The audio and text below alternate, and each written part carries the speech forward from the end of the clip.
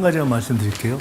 청년을 50세로 올리자 그러는 거에 대해서 반응이 여러 가지가 있었어요. 그거 맞는 것 같다 이런 것도 있고, 이런 거 갖고 약간 갸우뚱하는 거 있었죠.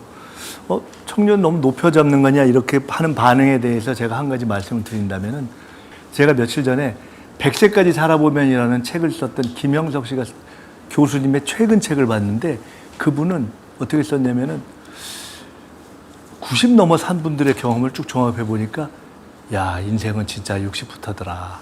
60세에서 75세가 제일 활발했다라는 경험들을 쭉 얘기하고 80대, 90대까지 사는 게 좋다라는 얘기를 하더라고요.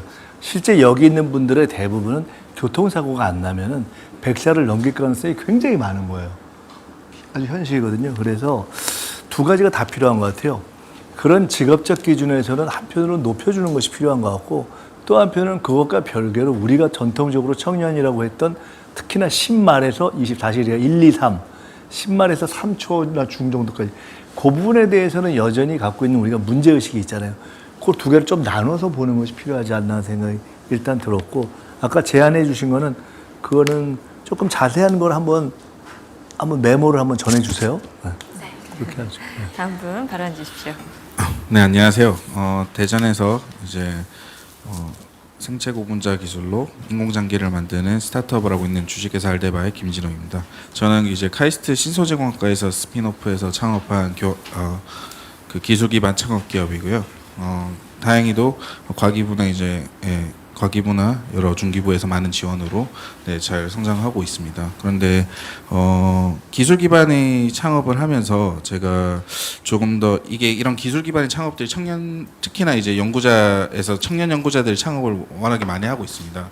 이런 기준에 제가 4년 동안 이제 창업을 보면서 좀 더 개선이 됐으면 좋겠다는 부분은 앞서 총리님께서도 말씀 주셨지만 이제 청년이 심사위원으로 참여를 했으면 좋겠습니다. 청년 기업가들이. 왜냐하면은 기술이 매우 빠르게 발전하고 시장 상황이 역변하고 이런 상황을 빠르게 판단하고 볼 수 있는 부분이 청년 기업가나 지금 활동하고 청년 기업가나 그런 부분들인데, 그런 부분들도 이제 심사에 녹여져 있다면 조금 더 빠르게 성장할 수 있는 스타트업이나 이런 기술 기반의 창업 기업들을 골라낼 수 있을 거라고 생각을 하고 있고요. 두 번째로는 지금 과기부에서도 뭐 아이코어 프로그램이나 이제 연구자 기반의 창업을 장려하는 프로그램들이 많이 되고 있고 많은 연구자들이 창업을 하고 있습니다. 하지만 제가 조금 더 부탁드리고 싶은 것은 이제 단순하게 이제는 창업을 했냐 맞냐의 유무가 아니라 그런 프로그램에서 더 조금 나아가서 각 국내에 있는 스타트업들이 서로 소통할 수 있는 분위기의 장을 말 수 있는 후속 지원 프로그램에 대한 그런 것들이 더 추가로 열린다면은 한국에 있는 연구자 기반의 스타트업들이 더 빠르게 성장할 수 있는 기회가 마련될 것 같습니다. 협업 지원. 네, 협업. 네. 또 질문 나왔었는데 이제 앞서 말씀드린 것처럼 이제 저희가 대전에 있다 보니까 인재를 유입을 해야 되거든요. 서울에 있는 인재를 유입을 해야 되는데 문제는 모든 대전에 있는 스타트업들이 성장을 하려면 인재를 유입하기 위해서는 인재를 데리고 오기 위해서 저희가 조금 더 돈을 주거나 거주 비용을 지원을 해야 되는데, 문제는 지방에 동일하게 전세 사기나 이런 문제들이 발생을 해서 꺼려하는 부분들도 되게 많아서 어떻게 하면 지방에 우수한 이제 기술이나 연구원들을 서울에서 유입을 해서 지방에 대한 스타트업을 더 활성화시킬 수 있을까에 대한 현실적인 고민이 많이 있어서 그런 고민을 어떻게 풀어나갈 수 있냐도 좀 제안드리고 싶어서요. 그게 왜냐면은 일자리나 이런 데서 이제 청년들을 대상으로 월세 지원이나 이런 게 있는데 이런 기술 기반의 스타트업들이나 그런 청년들은 연봉이 상대적으로 높다 보니까 그 컷에 걸려서 그런 지원을 못 받고, 그렇다고 이러한 우수한 연구자들을 저희 비용으로 지급하기에는 그럴 거면 차라리 서울로 가자라는 의견이 나오고 있어서 참 여러 가지 딜레마가 있는데, 제가 이런 정치 쪽은 잘 몰라서 총리님께서 한번 고려해 주시면 감사하겠습니다. 네, 안녕하세요. 저는 스틸리언이라는 사이버 보안 회사를 창업하고 운영 중인 박찬함이라고 합니다. 미래 주도 세대인 청년들의 미래는 AI가 핵심이 될 게 분명합니다. 근데 그 핵심에 문제가 생기면 국가와 국민의 피해를 줄 수가 있습니다. 그래서 저는 청년 AI 보안을 키워드로 간략하게 말씀을 드리고자 합니다.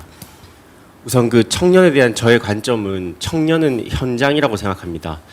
그 정부나 기업 단체를 봤을 때 그 성패는 현장의 목소리에 달려 있습니다. 근데 현장과 같은 실무에는 청년이 다수고 비록 사회에서는 말단이지만 국가로 봤을 때는 말초신경의 역할을 하기도 한다고 보고 있습니다. 그래서 청년은 곧 현장이라는 생각으로 말씀을 드리겠습니다. 우선 AI 보안에 대한 청년의 역할을 생각을 말씀드리면 아시다시피 해킹이나 랜섬웨어 또는 보이스피싱 같은 보안 사고가 지속적으로 증가를 하고 있는데 AI 시대에는 국가와 국민의 삶 모두 AI가 더 깊이 적용되어서 해킹을 당했을 때 훨씬 더 치명적이라고 생각을 합니다. 그래서 AI 발전에 앞서서 안전이나 보안을 우선 고려를 해야 되지만 글로벌 경쟁이 워낙 치열해서 이거를 현실적으로 어려움이 많습니다. 그래서 최소한 보안이 앞서지는 못하더라도 AI 발전 속도에 따라갈 수 있게끔 국가적 차원에서 지속적으로 관심과 투자가 필요하다고 봅니다. 왜냐하면 AI 보안은 국가와 국민을 지키는 필수 요소라고 보기 때문입니다. 끝으로 청년은 미래 주도 세대이자 현재 정책 결과를 가장 오래 감당하는 당사자입니다. 그래서 다가올 AI 시대에 자신들의 미래 안전망을 직접 설계하도록 현장의 목소리를 들려줄 청년 전문가의 참여가 필수라고 봅니다. 뭐 예를 들어서 국가인공지능위원회 같은 곳에도 청년 리더의 역할이 필요하다고 생각을 합니다. 그래서 총리님께 보통 AI 발전에 대해서는 모두가 얘기를 하지만 사실 청년과 국민의 미래인 AI 위협에 대한 그래서 직접적인 피해를 지켜주는 그런 AI 보안에 대해서는 그렇지 못한 게 현실입니다. 그래서 총리님의 AI 보안에 대한 생각을 견해를 듣고 싶습니다. 감사합니다. 한마디만 할게요. 청년 정책을 어떻게 할 거냐 말했는데 아까 1, 2로 나눴던 거 2번에 관한 걸 주로 얘기할게요. 그 중간 정보는 혹시 1, 자기 개인의 관심이 있는 거는 단답으로 답할게요. 근데 그 AI 보안 문제 굉장히 중요한 문제여서 어제 그렇지 않아도 제가 세계적인 전문가를 불러서 한번 토론을 했어요. 근데 그 문제를 제기해 주시니까 하여간 계속 좀 연구를 깊게 하겠습니다. 네. 다음 분 질문해 주십시오. 안녕하세요. 저는 충남에서 온 공주 마이스터 고등학교 전기전자과 3학년 유준서입니다. 직업계고 학생들은 대학 진학 대신에 공업, 상업, 농업 등의 다양한 전공 분야의 진로를 탐색하고 일찍 취업과 직무를 실현하기 위해 직업계고를 선택합니다. 그렇지만 다양한 기능과 지식에 따른 이렇게 필요한 직무가 있음에도 불구하고 현재 많은 취업 현장에서는 이제 대졸이나 이런 군필 이런 학력, 신분 등의 제약으로 인해 이제 학생들이 충분히 능력이 있음에도 이렇게 힘을 마음껏 발휘하지 못하는 문제가 있습니다. 학생들을 위해서 폭넓은 양질의 일자리를 찾을 수 있도록 수요조사 등을 통해서 청년들의 의견을 수렴하고 청취해서 정부에서 이런 양질의 일자리를 발굴해 주시면 감사하겠습니다. 네, 혹시 그런 신분이나 학력 등의 제약 같은 거에 관해서 현재 진행하고 있는 제도나 아니면 앞으로의 해결 방안 같은 게 있다면 알고 싶습니다. 머리 좀 깎은 거죠? 아, 제가 네, 공부하느라 한번 삭발을 했는데 많이 길렀습니다, 지금. 네, 참고로 저희에게 주어진 시간이 30분 정도입니다. 질문 먼저 빨리 취합하는 게 좋을 것 같아서요. 빠르게 부탁드립니다. 안녕하세요. 저는 서울시립대학교에서 세무학과 전공 중인 김한겸이라고 합니다. 저는 일단 고용정책 결정에 있어서 청년들이 참여를 못하는 게 문제라고 생각을 합니다. 그래서 청년들의 수요가 반영된 고용정책이 나오기가 힘들어서 저는 고용노동부에 지원을 해서 이제 그 청년 목소리가 담긴 정책이 나왔으면 좋겠다고 생각을 하고 있습니다. 감사합니다. 죄송해요. 아무리 바빠도 네. 30분 하려고 하는 거 10분 좀 늘리더라도 네. 고용노동부에 마지막 뭐라 그랬어요? 거기에 뭘 지원해요?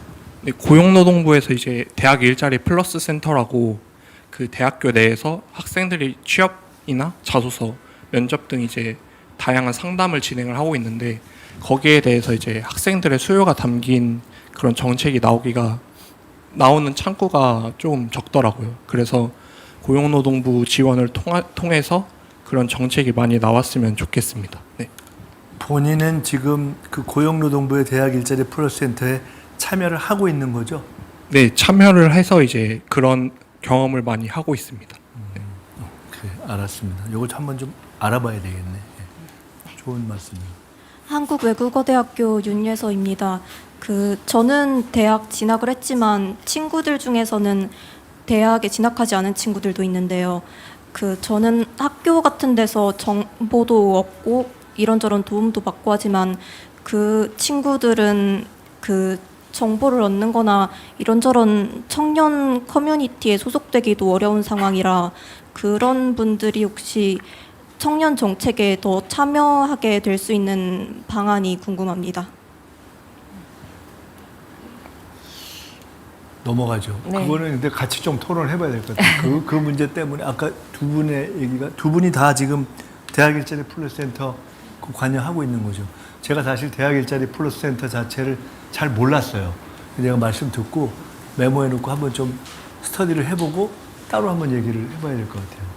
네, 좋습니다. 다음 분. 네, 안녕하세요. 저는 서울대학교에서 언어학을 전공하고 있는 21살 김민서라고 합니다.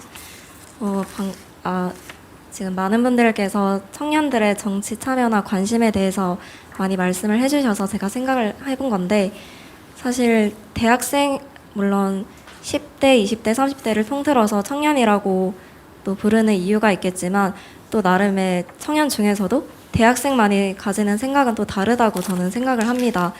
그래서 어떻게 보면 대학이 교육의 공간이 사실은 교육이 가장 첫 번째 본질적인 목적인데 그러한 대학생의 입장에서 대학생들이 또 정치에 관심을 가지려면 정부 입장에서 할 수 있는 노력으로는 어떤 것이 있을지 또 여쭤보고 싶습니다. 왜냐하면 대학생의 입장에서는 사실 정치에 관심이 가지기 어려운 것이 현실이라고 생각합니다.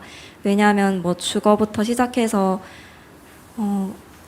정치 외에도 지금 현실적인 문제가 많기 때문에 대학생의 입장에서 정치에 관심을 가지기 위해서 어떠한 노력을 해주실 수 있을지 여쭤보고 싶습니다. 제가 미리 생각한 건 아닌데 지금 좀 전에 말씀이 대학생의 입장에서 정치에 큰 관심을 갖지 않는데 관심을 갖기 위해서 어떤 것을 할 수 있는지 뭐 좀 얘기 듣고 싶다 그렇게 말씀하신 거죠?